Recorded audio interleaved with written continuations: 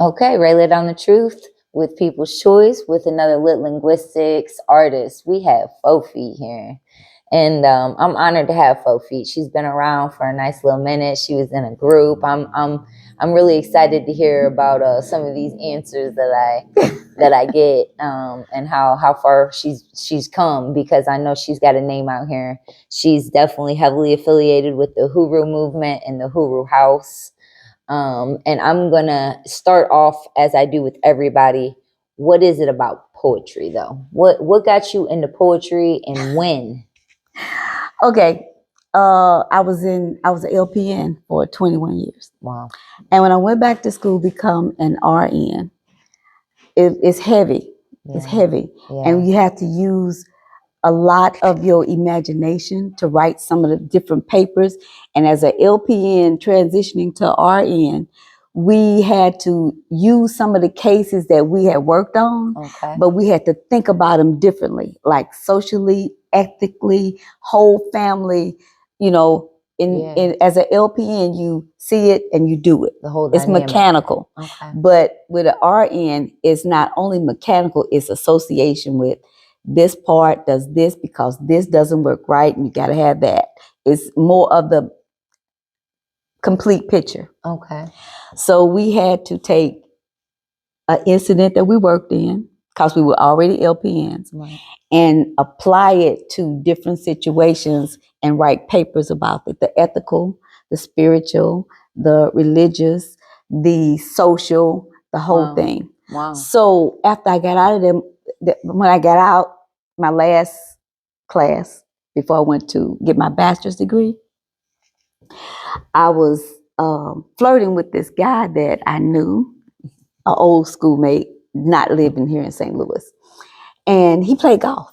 Okay. So I said, I was teasing, you gotta teach me golf so I can. He said, well, is that your passion? I said, what you mean my passion? He said, something that you do that makes you forget about what's going on. I said, maybe writing, because when I was doing those papers, I enjoy writing.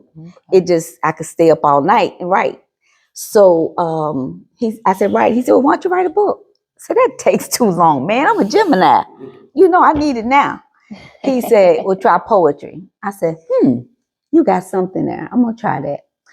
And I started writing poetry. I thought about Motown, because Smokey, best poet around. Yeah. So I started writing, and I wrote a certain portion, and then I had a hook. And I wrote a second portion, I had a hook, and I finished it. I say, damn, that ain't bad. So my non-knowing poetry thing say, well, I could do this every day. So I wrote another one and another one. Then I had about 12. I said, I can do this every day, man. And I kept writing. My friends started teasing me. So one day, me and a couple of my girlfriends were at Applebee's. Okay. And the perfect margarita? Yeah. One girl said, you need to write a poem about a margarita. She was teasing. Right. I said, okay. And you did? I did. That night, I wrote the poem and I read it. She said, girl, that's good. So I started writing. Then it got to be, I couldn't write them every day. Right. I would do 2 or 3 every other week. Right. And then in a month, I may have 5 or 6. Yeah. 3 good ones, but 5 or 6 yet. Yeah. And after a while, I wrote and I wrote and I wrote. They said, you need to let somebody else hear this poetry. Yeah. I said, what you talking about? It's some open mics or something. So I went to, this was in 97. Wow. I went to, because I had just been writing about 6 months. That's awesome. And I went to, I can't think of the name of the place. It's closed now. Matter of fact, Legacy used to be where it was. Okay. And I went on a Friday night. They had it every Friday night. But this Friday night, guess what? It was the NBA basketball championship. It was 2 people there. Oh, wow. And neither one of them was poets. They said, what, you come to do poetry? I said, yeah. They said, well, come on, you can do, it's your open mic. So I did poetry, and I've been doing it ever since then. Wow. Okay. Yeah. So 97, that's amazing. Yeah. I started writing in 96. So when you came in the 90s, is there anybody that's like still around that you get to see that frequented then that does now? You know David A.N. Jackson? Have you heard of David Jackson? David A.N. Jackson. I don't think This guy so. play air. He play air. He take a straw and hit a beat. Nope, never seen him. David, you need to look him up. David A.N. Jackson isn't. He was back in the beginning when I. So he would hit a straw and make a beat. Like He'd take a straw. He'd take a pencil and a piece of glass. This guy can take a bottle and. Wow. He's a drummer. David went to school in New York. He went to the college in DC. Wow. And yeah, he's good. He's good. That's yeah, amazing. Howard. He went to Howard. And who is still around? Old school. I studied after I got out and started moving around. People kept telling me, I was directed to go to Eugene B. Redmond. Okay. He said, you need to let Dr. Redmond hear your poetry. Wow. So I was living back either in East St. Louis or here, one or the other, or Belleville. And I said, let me find him. So I found like the class was over for the summer. He has a writers club. Oh, wow. They were over that summer. And I found out they was going to be at this poetry event. So I knew some of the people. And I said, can I do some poetry with you? I said, yeah. He's gone now. Montez Coleman. No. All right. Okay. No. All right. Yeah, I've been in this scene like 3 years. Everybody I know has been like 3 years. Okay. Yeah. Montez Coleman he became famous, jazz musician. Wow. This kid, he was coming out of high school he just graduated with, he had a jazz band, was in a jazz band, and they were playing in East St. Louis on Lake Drive. And he said, yeah, you can. They said, you can come on 4 feet. You can do it. They knew me as 4 feet, but he didn't know that I was the mother of one of his best friends when he was little. Oh, wow. My son and him was in the same grade. And this was years later because he was grown. Right. And he said, 4 feet? He had been doing poetry with me for about 2 or 3 years, and my son came to town because he's in California. He was 22, I think he turned 22. And I was doing poetry with the Bosman twins. Yeah. Okay, with the Bosman twins out in one of the, county clubs. And me and Ricky was there, and Montez walked in. He said, Ricky? Yeah, man. I said, 4 feet? Yeah. Ricky said, yeah, man, this is my mama. I didn't know that. But anyway, I did a couple of poems with the band, and Eugene Redmond was there. And afterwards, I told him, I said, I was told to come over here so you could hear some poetry that I was doing. He told me, he said, you have a natural talent for poetry, but every poet need to work on their craft. Mm-hmm. So when you do poetry, it will be your poetry. Yeah. Listen to other poets, read other poets, just get involved with other poets, like Sonia Sanchez, Nikki Giovanni. Okay. What's the name? What's the name of it? He said, listen to some other poets. Huh? I had not met Brother Ting yet. Okay. So what I did was he started bringing us cultural people like Quincy Troop, Amir Baraka, Michael Castro. Yeah, Michael Castro was from here, St. Louis. Michael Datcher. Okay, these are professors that do poetry. Oh, wow. And they were like activists too. Okay. So poetry is not just, she's cute and this, that, and the other, Poetry about she was raped, Why was she raped? not physically, but mentally. You know, she was torn down and torn apart. You know, that kind of poetry.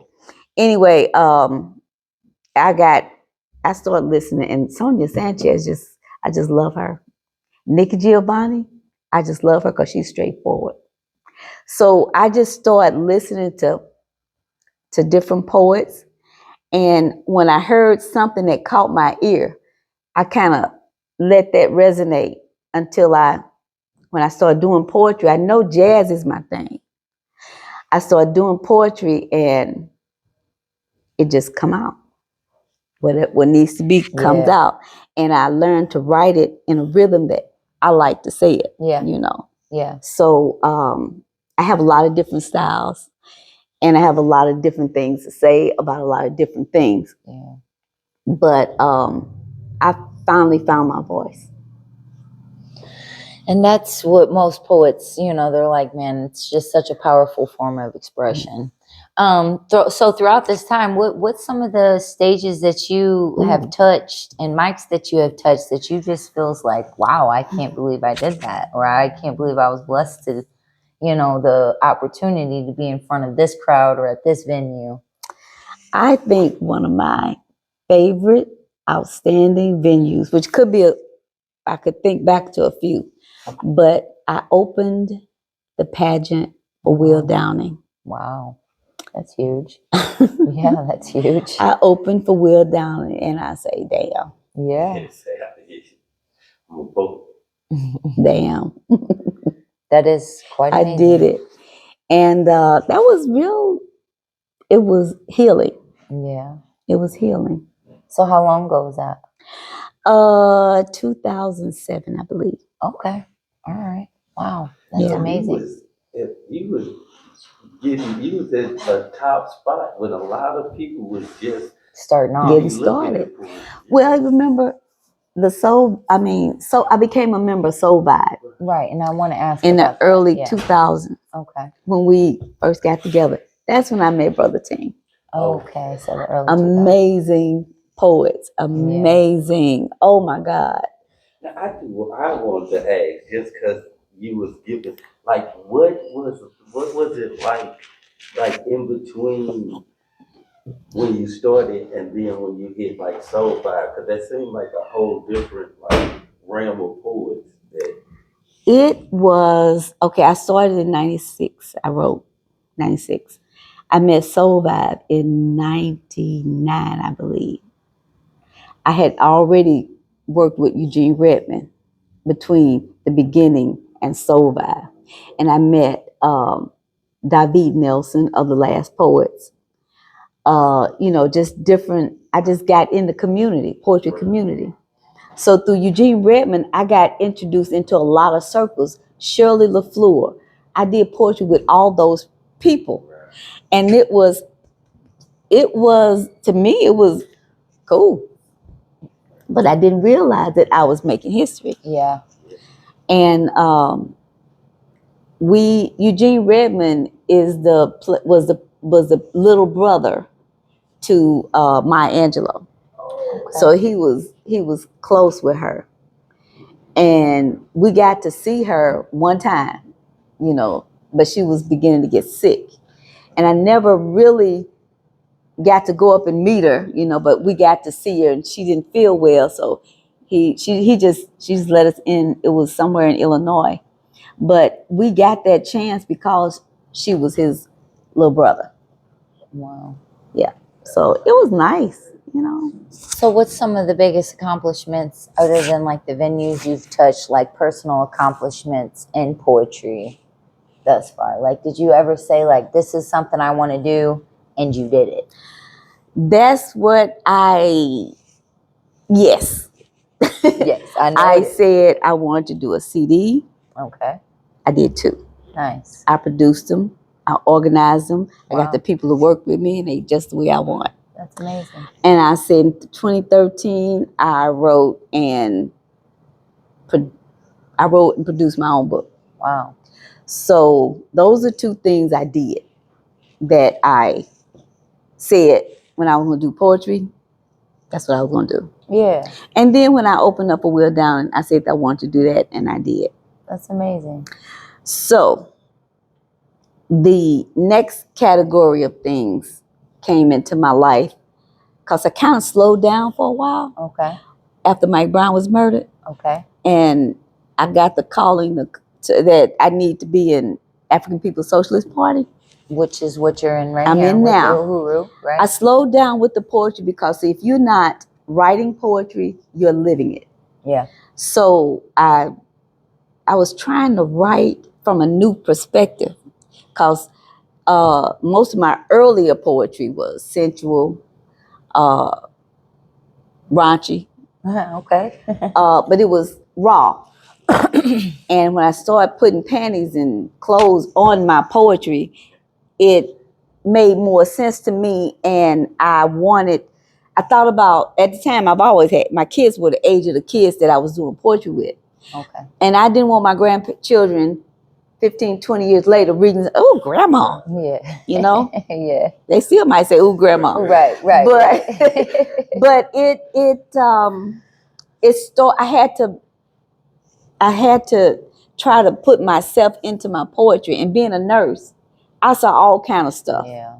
So I did a HIV piece. Yeah. I worked for the AIDS awareness organization where I did shows with kids. Wow. To bring about awareness.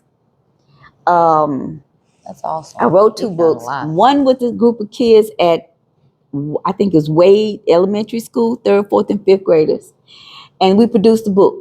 They wrote poetry and we put it in a book. Wow. And that was my project with them. I was a residential poet of the school.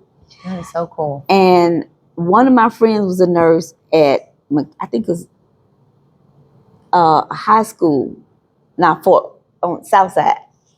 And she said, Deborah, I want you to work with some kids. They good, but they don't know what to do. So we got together and they read some of my poetry and they really liked it. So they said they wanted to take some of my stuff and put it together for a play. And it was called My Neighborhood.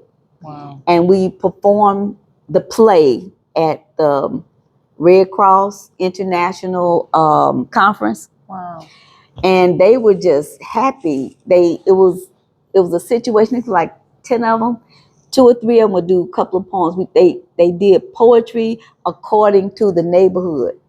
One had a brother that was in jail. Another one had a sister that got pregnant with the baby. Another one had parents was missing because they were strung out. But still, this was the neighborhood they lived in, and they knew how to survive. People didn't understand this was their environment, but they had to continue to live every day and how they were going to find their way out of it. That was the play. And it was amazing. Just poetry. Man. They did the poetry, and I did the connect. I was the narrator that was connecting each one of their pieces. So we did that.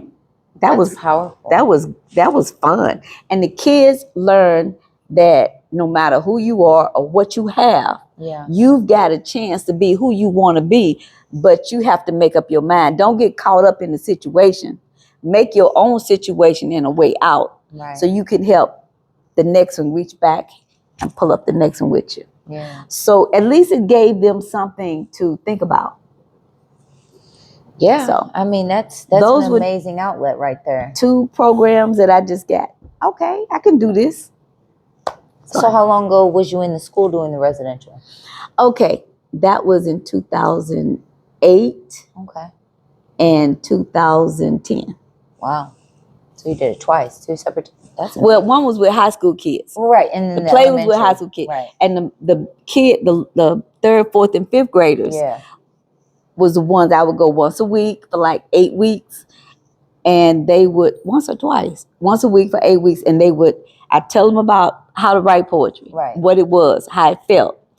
And they would start writing a couple of lines. And then the next week they bring it back to me and we work on it.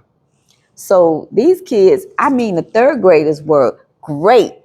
They were the ones that really gathered it. They got it. The 4th graders they were You know, the fifth graders, their hormones was in the way, so they couldn't get nothing together. The third graders, I mean, they were amazing. Yeah. They were amazing. That's quite So some they were accomplishments cool. right there, It was 4 cool. feet. Yeah. So when did you start your affiliation with the Huru organization? 2014, Okay. when Mike Brown was murdered. Okay. Uh, It was already established? no, the organization was been established. But here?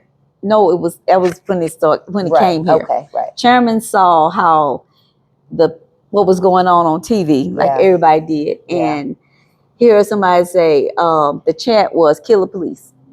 Yeah. He said, "I gotta go there." So I met Chairman one night. I had my cousin was getting the paper, Burning Spear, and Chairman was having his first rally, a gathering at Legacy. Oh wow! And she said, "I need you. I've got the chairman here from an organization. She can tell me." She said, "And we need some culture. So I want to talk to you and a couple other people." I said, "Sure. What do you want me? Right. You know, I'm poetry. I'm there." Right. So chairman came, and it was some people that I only knew one, and that was my cousin. And he started talking, and the things he said was questions I had been asking myself for years. At that time, I was 60. Okay. And there was questions I had no idea the answer was. That was one of the reasons I went to the poetry events, the poetry groups, because culture runs the world. Yeah. And if anything, I wanted to know the background of the African culture that they had. Yeah. Yeah. But nobody could tell me. Right. In all these scholastic people that I met, Catherine Dunham, Maya Angelou, I didn't really know her, but you know, the circle. Right. I'm looking for the truth. Right. And I couldn't find it. I couldn't find it. I just ended up just doing political poetry. Right. And didn't know I was doing it. So that night, he answered so many questions for me. Just listening to him, I said, I think I stumbled up on the right place and the right person, right group. So I joined that night. And been at it ever since. And in the beginning, my personality was I jump into something. Right. And then when I look around, I find out I'm in a mud. Yeah. You know, okay, how do I get out of here? Right. So what I did, I said, I'm going to take my time. I'll learn something in these 6 years. But this sounds good. Right. I need to see where it goes. I need to see what's involved. At the time, I was working for the VA. Okay. As a nurse. And I said, okay, I'm going to join, but I'm going to just be active. You know, I'm going to just send you some money. You know, I'm going to support, but don't put my name on nothing. Don't send me nothing. Don't, you know, because like I say, I was colonized. Right. You wasn't sure if it was legit. I know. No, not that I knew it was legit, but I didn't know how deep it would be if I got into it. And I wanted to know so I could jump in or step out. And within the first few months, I attended the events. And when I thought it was getting a little heavy, I got kind of hesitant, but I still did what I needed to do. And I even got my radio show, 4 feet deep through the Ferguson radio station. Oh, wow. And talking about the Huru movement? No. I got my radio show through the Ferguson radio station. I had 3 other internet radio poetry shows already. So actually I had the first one internationally. It was the first poetry internet radio show. And it was only 81 radio stations. Wow. So from that, it grew to St. Louis, flow. I got that one after that one closed. And then the poetry thing at I didn't Ferguson. know any of this. Thank you for sharing all this with us. Yeah. So when I got the show, now I already said, don't put me down, don't this, Right, that, and the other. right. The first show, it was supposed to be Monday through whatever. I said, it's got to be on Sunday.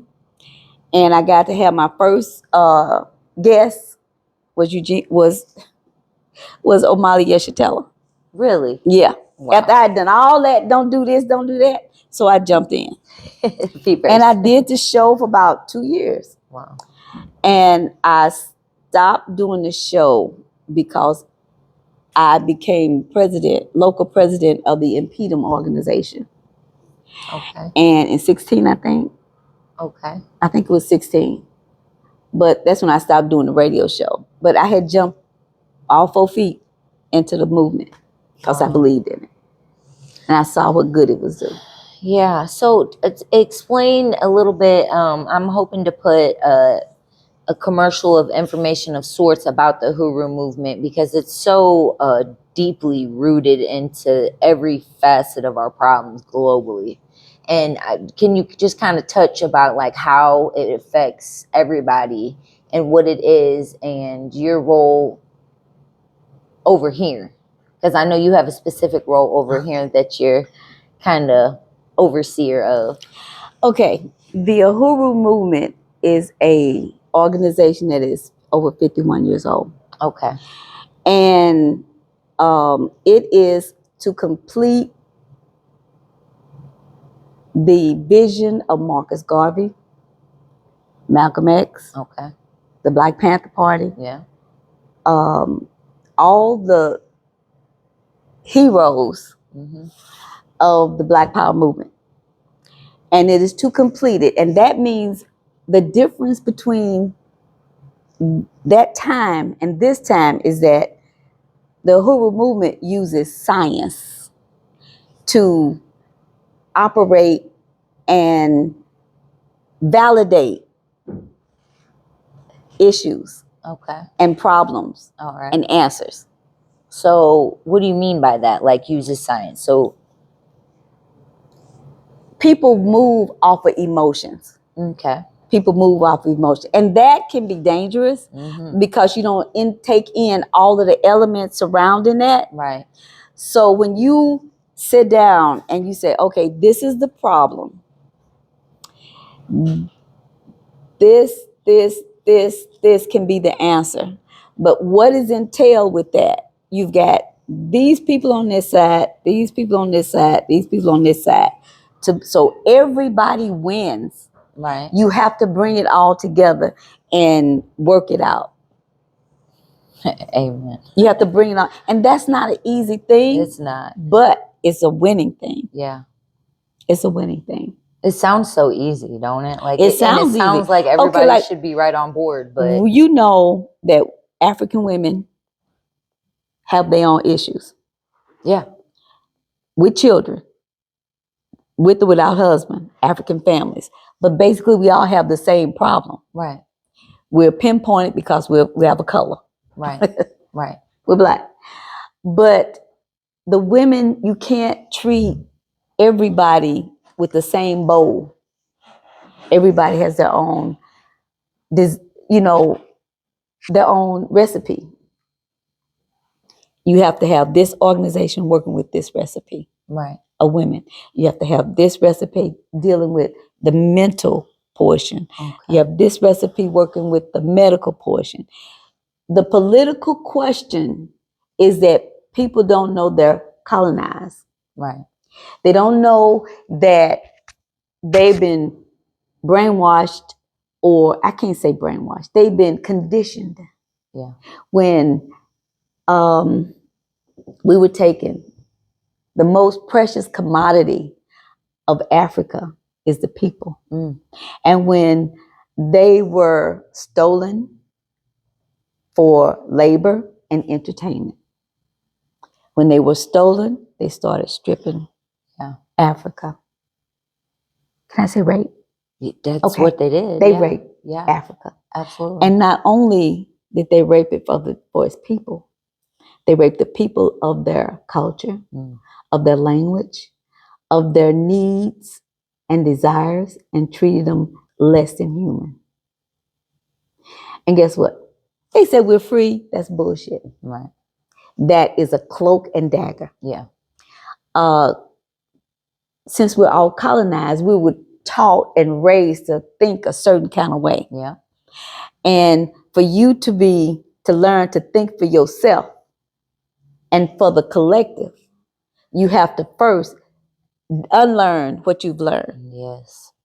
Yes. So the Huru movement is here to inform the masses of the masses is the people that are led us. Is to inform the masses that, hey, you got power. Not by yourself, but you got power. If you hit somebody with your finger, you could hurt your finger. But you hit them with a fist, Right. you make a force. The Haru, if you notice, it's the fist is the image of power. And that's what we have to do. We have to let people know. Starting with the babies. Yeah. Starting with the babies. Let them know, hey, you're not by yourself. You don't have to believe this. Right. You don't have to have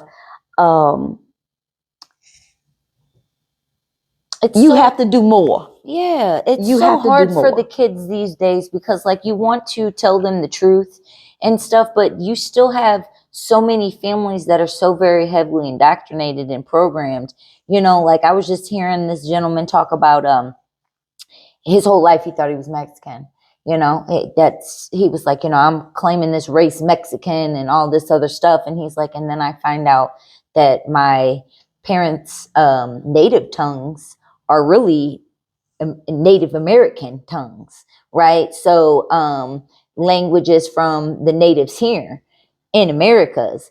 And he only learned this doing a tattoo on a native. And he was like asking him about his culture and stuff like that. And a lot of things was resonating with him. His accent was very familiar. So he started asking questions. And then his grandfather, he says like a year later, he says, you know, your original people were, I don't want to say the names wrong, but Okay. was of these people.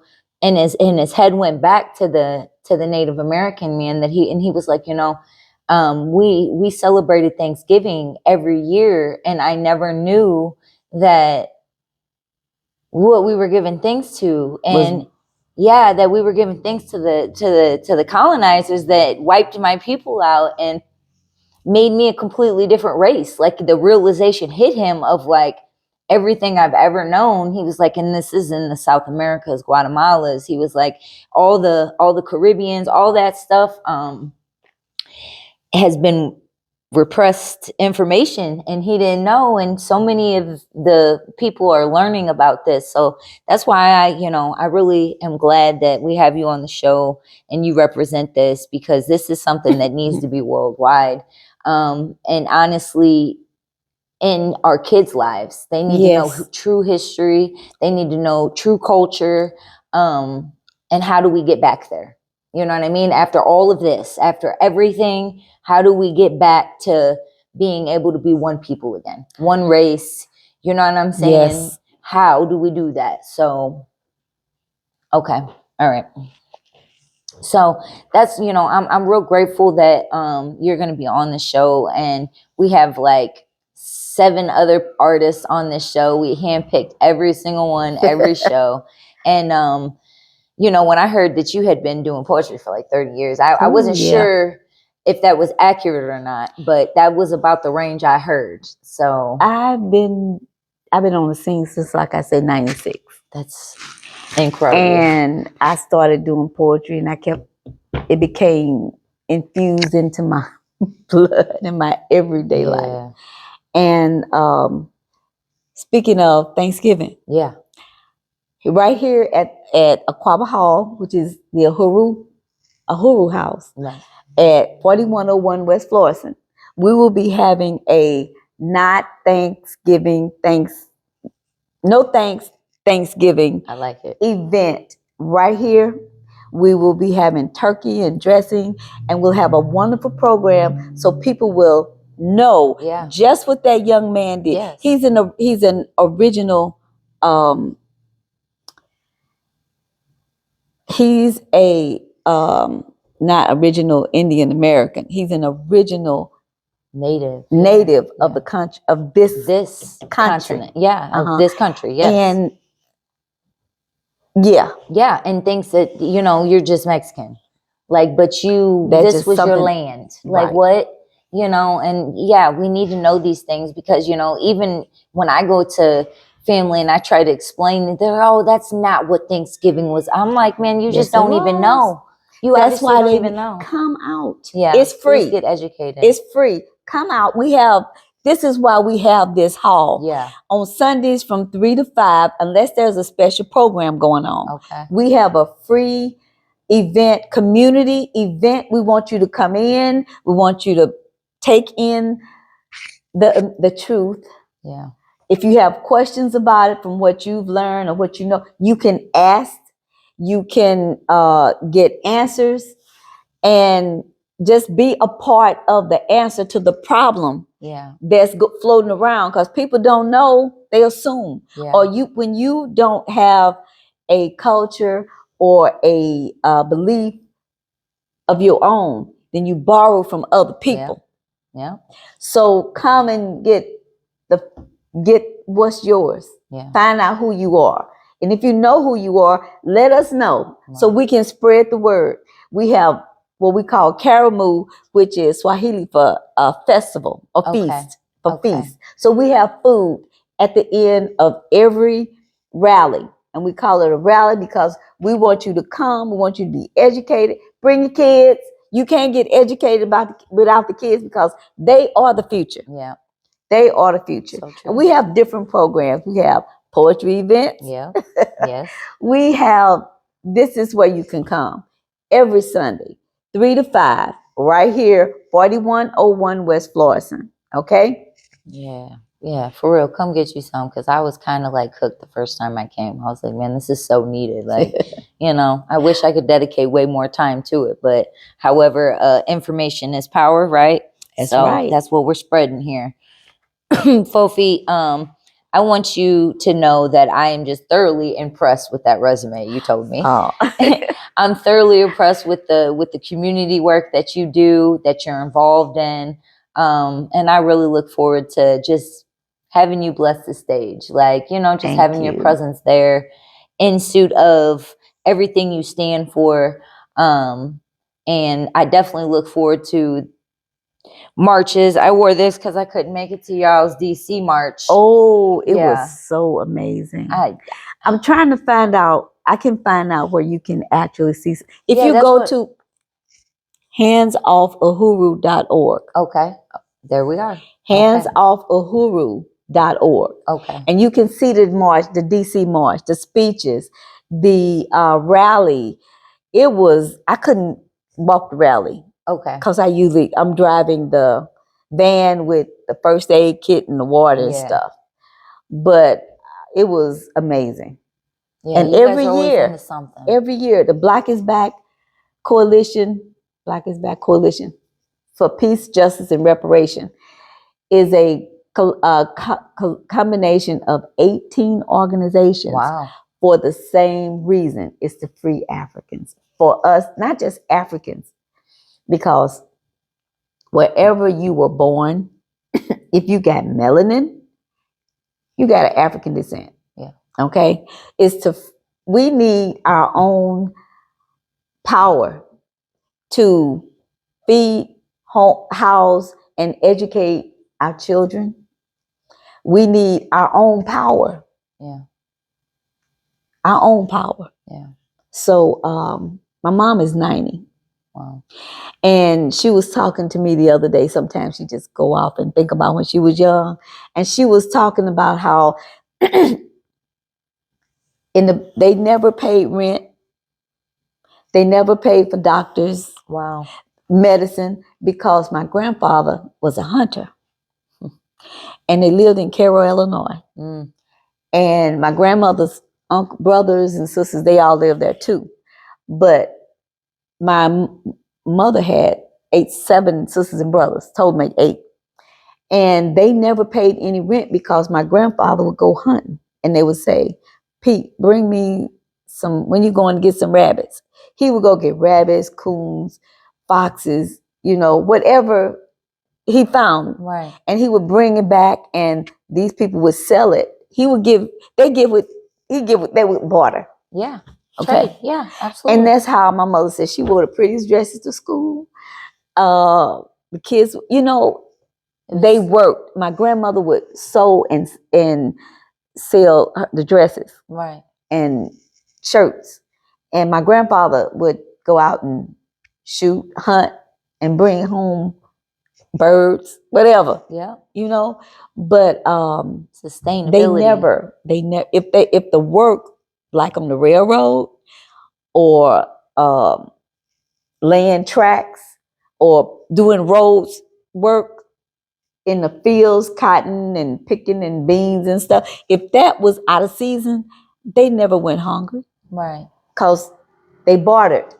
Okay, everybody did it. Yeah. So, and yet here we are, people making more money than they've ever made and still can't afford groceries. Can't afford groceries. It's crazy. Okay, Fofi, thank you so much for your time. Thank you. How can we find you? You can find me at 4101 West Florissant. I know that's right. But I'm in the process of building my website. Okay. I'm working with a young man called Dre Production. Okay. We are putting together projects. And my company, Fofi Inc., INK LLC. Okay. We're putting all that together. Nice. So if you really want to get in touch with me, ask her. But you can find me at Fofi, not Fofi.com. It's no longer in place yet. But you can hit me on Facebook at Deborah Fofi Warren. It's FOFEET. All right. Well, and she'd be all around the community, so probably at your nearest rally, you can catch her too. That's right. Thank you, Fofi, so much. Thank We're so you. honored to have you. You know what? This has been a ball. Yeah. I can't wait. I've written 2 new pieces. Yeah. And I don't think I want to use either one of them for the event. Well, damn it. But that's what everybody's saying, though. They're like, I wrote some new pieces for this. I did. Like, yeah. But I think I want to do one of my experiences from Africa. Okay. I went to Ghana with a young lady named Monique back in 2011. Okay. And I had I'm sensitive to energy. Yeah. And I went, she said, no expectation. Don't go in with any expectation. I said, okay. She wanted the raw emotion. Okay. Because she married a Ghanaian. And when she went, she got that. She said, I just know I need to get some people there. So it was like 5 people supposed to go. I was the only one that ended up going. And we stayed in Accra. We stayed in Accra, and we for 2 days, and then we went to Cape Coast, and from there we went through the slave castles, and I made a promise to the ancestors that I would write about it, but I ain't got to it yet. It's only one event that I wrote about, and it's called Call Me Free. I'm gonna do that.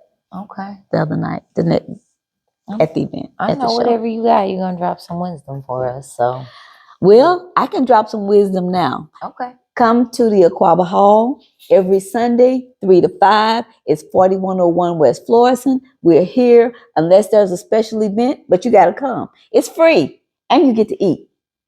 You know what? Come and get some knowledge. Feed your mind, feed your body, and you know what? The rest of you will follow. Get educated. Thank you, Fofi. You're welcome. Thank you.